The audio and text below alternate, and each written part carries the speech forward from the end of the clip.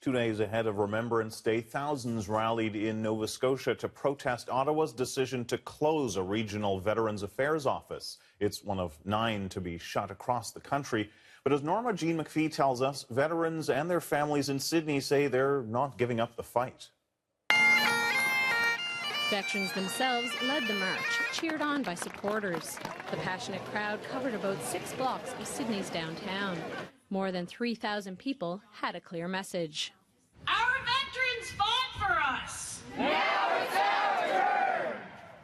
It's a Canadian disgrace for them to close these Veterans Affairs offices. Veteran Mel Birmingham, who served in Bosnia, says workers in the office have helped him with his post-traumatic stress disorder.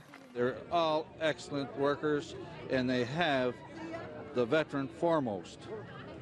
You heard today, jobs? No, it's not a job to them, it's their passion. They look after veterans. Elizabeth Devison's son, husband, and her grandfather all served in various wars. All of the veterans definitely need our support.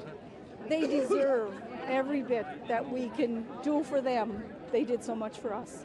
Brenda LeBlanc has worked in the Sydney Veterans Affairs office for 27 years. She says she's overwhelmed by the turnout. It just goes to show the impact that this closure has on this office. And it's not just the veterans, it's their families, you know, that it affects, and the community in general. 2,000 postcards were handed out through the crowd, and all were signed and mailed to the Prime Minister. Lest we forget! Lest we forget! Hopefully, I say, it will at least cause Mr. Fantino, because it is his portfolio, it cause him to think twice about closing this office down.